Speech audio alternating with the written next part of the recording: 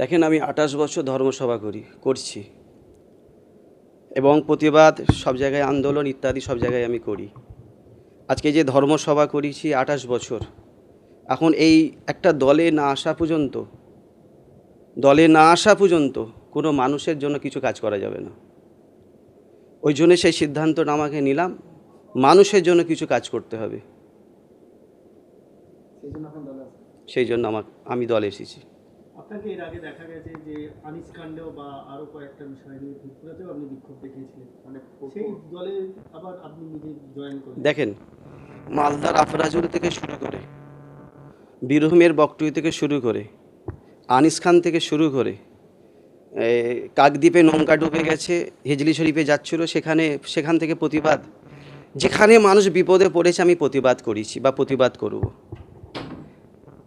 আজকে যে করেছে, যে এত আন্দোলন করেছি, মানুষ বিপদে পড়েছে, আমি আন্দোলন করেছি।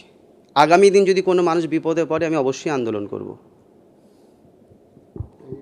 মানে ফুরফুরা শরীফের উন্নয়ন নিয়ে একাধিকবার প্রশ্ন তুলেছিল ফুরফুরা পঞ্চায়েত এবং তখন